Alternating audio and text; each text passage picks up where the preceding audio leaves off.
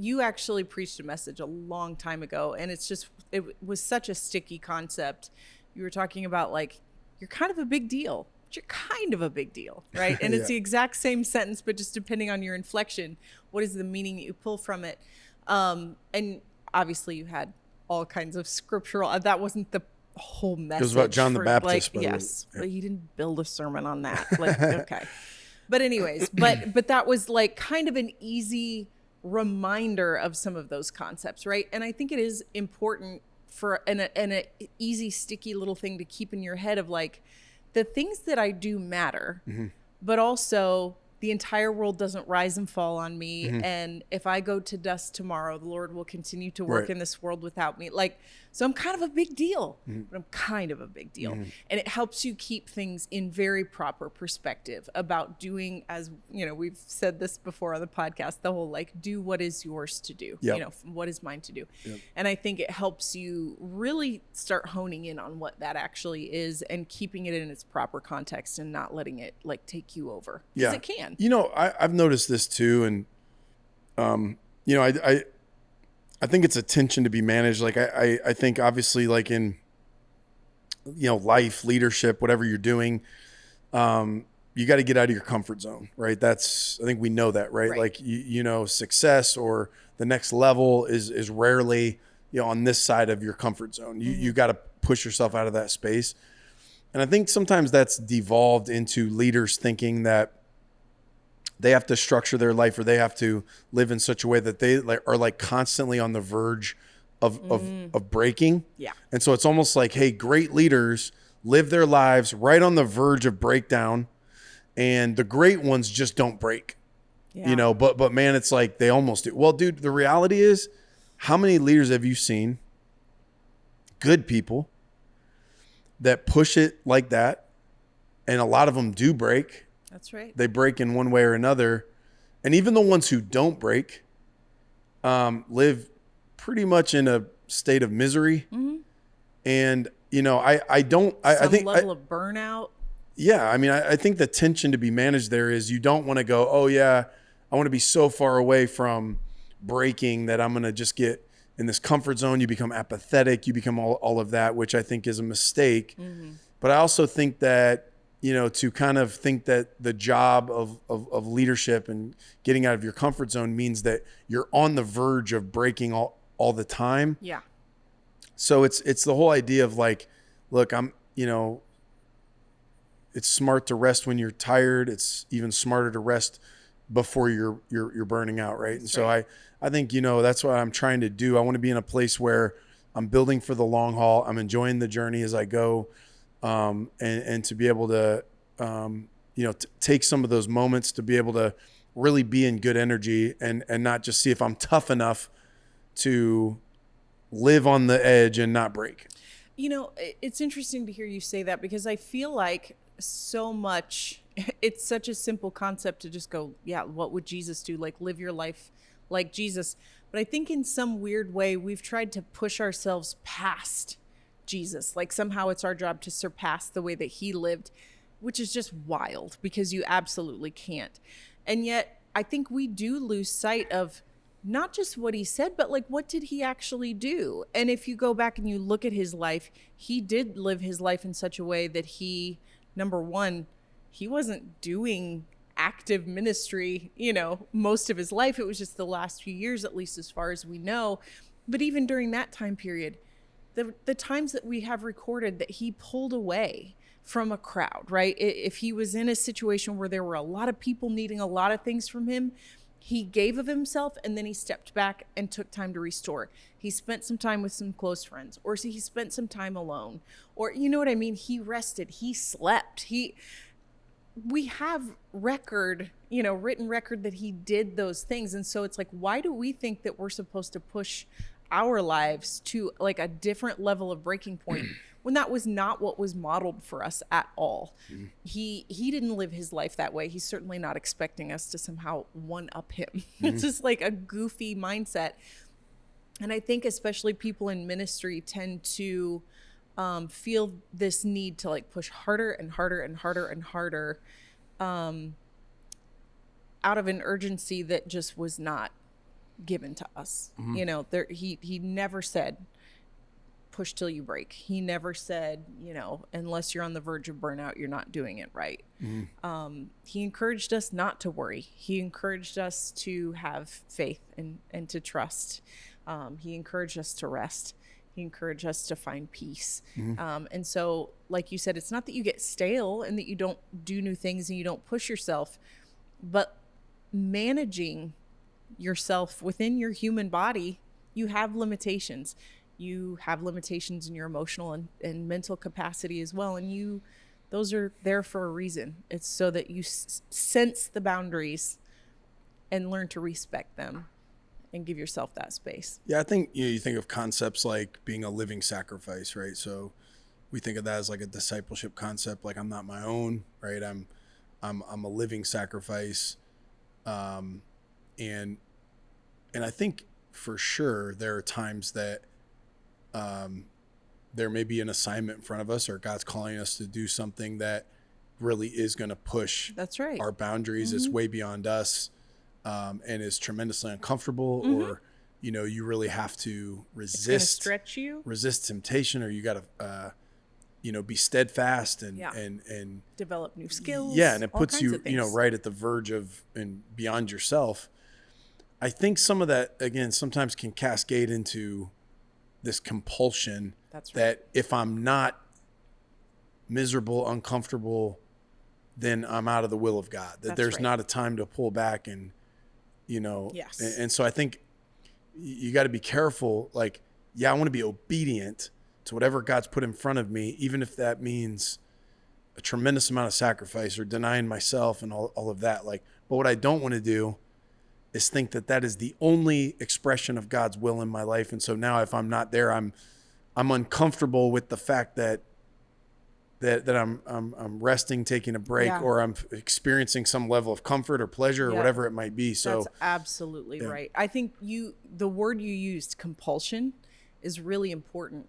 Even understanding our actual physical, mental wiring, right? Because a lot of times if we get ourselves into a certain state of being and we stay there for a long time, now we've kind of gotten our nervous systems on track with that, right? We're dysregulated. No, that's good. To the point that feels natural. Right. Yeah. I think it's almost like, it's you associate nobility or holiness or righteousness with this negative emotion. That's right. And sometimes it does have that negative emotion. You have to, you know, power through it. Of course. But when you start, like, you almost have it's like this Pavlov's dog. It's like my mouth starts watering whenever you hear this bell. And it's like when I am in a position where it's like, I'm in pain and suffering and on the verge of burnout. Therefore, I'm pleasing God. That's you know. Right. Well, sometimes yes, and sometimes that's what God's asking of us. But I think it's pretty short-sighted. I would say small-minded to go, that's all God wants from us all the time. And that, you know, however many few years I get on this planet, that the thing he wants most from me is to be miserable. Is to be perpetually in that state. That's right. I mean, if it is, that may be the case. I just don't know that that's the right way to think about it. You know what I'm saying? 100%. I mean, and I think coming back to the illustration of God as Father is a valuable one, right? Because you, I think, are a very good father. There are times where you push our kids to do things that are outside their comfort zone. They're hard, but they're also really good for them. And they're developing character and grit and skills and, you know, things that are really valuable for them. So you're not just doing it because you want them to be miserable. You hate that it's miserable for them, but you're going, I want you to be able to this is what you have to push through to get to this next space. If you had your entire existence that what pleased you about your kids' existence was that they were miserable, and that the only way that they felt like that they could make you happy or that dad's satisfied is when I'm pushing myself to the brink, that's not a healthy interaction. And so I think for us continuing to come back and remind ourselves of that truth, he may be with you while you're walking through a hard season because there is something for you to learn, or sometimes life is just really hard, right? But it is not his will for you he takes no pleasure in your misery, and he's not hoping that if things are going good, you'll choose to make yourself miserable because that's what pleases him. So I think that's a really important distinction. I'm glad you brought that up. You know, we even giving it the parenting paradigm, I think it's also true. You see in spousal relationships or any form of relationship that can take on an abusive nature, whether it's parents and kids or partners, your not immune system. What's the word I'm looking for? Nervous system. Nervous system. There we go. Your nervous system can become dysregulated to the point that it feels wrong to you to feel good, to feel happy. It feels scary. It makes you uncomfortable. There are people who literally have panic attacks when things are going well, good, right? And so that is a very, very real physical response, emotional, mental response that you can have. And so I think for us to be aware, like I can be getting myself into a super unhealthy pattern where because I'm right now in this place of peace, rest, it's a joyous season, whatever, that somehow I feel like, oh, God's up there going, oh, he's on easy street, must be not, that's not his view of you at all. He takes joy in your joy. Yes, there will be hard seasons and he'll be with you through those, but he takes joy in your joy. He does not want you to make yourself miserable on purpose when he's trying to put good things in your path. Yeah. You know, it's interesting. So our boys right now are fixated on Inside Out 2. Yeah. Which I've yet to see. Great movie. Yeah. So you did see it? So I went to see it with the boys. Oh, okay. Yes. Great movie. Highly recommend. So it's funny because Miles, who's 9, so the movie's about basically the inside of a little girl's brain. It's about emotions, right? Emotions. And so he's like, there are 5 emotions, right? And he's naming, he names all the emotions, right? Yeah. It's been good for even though I have not seen the movie, I love where it's taken them and gives us something to play with them about. It's been a good framework for us to be able to discuss those concepts with them. Yeah. So you think about, and so I'm trying to remember what they are, but it's like sadness, anger. So there are the basic emotions, which is joy, sadness, anger, disgust, and fear. Yeah. Then in the second movie, so those were from the original Inside Out. In the second movie, she's heading towards puberty and she's heading towards, she's going to a new school. There's a lot of things going on that are changing in her life. And so now headquarters is adding this new wave of emotions like anxiety and envy and boredom and, embarrassment, things that are kind of these more complex versions, right? Yeah. So it's been fascinating. Yeah. So you think about the 5 emotions or whatever that, they talk about as like the foundational, right? And so you would say, when we think about God who made us, wired our brains and our, all of our systems, but even our feelings, to go, every one of those feelings is appropriate. Like we would all say that, right? It's appropriate to be angry is appropriate. Certainly bad things can happen in our anger, but we could sin in our anger or whatever, but like it is not inappropriate to experience anger. Right. Sadness, happiness or joy or whatever. Each of those things, each of those areas are given to us by God. It's part of our brains and our feelings and our mechanism that God's given us in terms of what we feel. And each one of those, God enters with us into them, including joy. That's right. Including pleasure, including good things like, rest. Like, you go through all those things. I think often it's like, when we talk about the compulsion, it's like, if you only see God in your pain or in your sacrifice, of course he's there in your pain and your sacrifice and all that. But it's like, I think some people only associate God with these areas of deprivation or areas of pain and struggle. And again, I'm not saying we throw that by the wayside, but to go, but over here, when I'm experiencing joy and rest and happiness, when my belly's full, right? And isn't that kind of like what Paul says when he says, hey, I think I've learned the secret. Yeah, That's exactly And right. he's like, I've had a full belly and empty belly. Mm-hmm. Okay. I've been comfortable. I've been uncomfortable. Mm-hmm. I've been running for my life and I've kicked my feet up. And, whether I had a lot or a little, he says, I can do all things through Christ who strengthens me. Right. But the point being that he's saying in every single one of those emotions and every single one of those situations, God is with us in those. Mm-hmm. And so I think sometimes people who really mean well, that they want to be a great soldier, or they want to be a great son or daughter, they want to be a great servant of God, like all these things, they tend to go, hey, God's only happy with me when I'm denying myself. Right. Of course, you could swing the pendulum the other way and go, but I think you got to embrace the entire spectrum of emotions, the complexity full of it. human experience, Right. and to, again, allow God to enter with you into all of that. I think another interesting cultural layer that has gone over top of Christianity for a lot of people is this idea that they should be denying themselves all the time, and yet they should always present themselves as joyful. I should always seem happy. I'm too blessed to be stressed. I'm too whatever. When the reality is inside you're burning the candle at both ends and you're about out of wick. Right. And I think that's true for both men and women in different ways. I think for women, a lot of times they've been taught that anger is wrong to express, right? That you shouldn't have those kind of feelings and that's not appropriate, when it absolutely is, as you just said.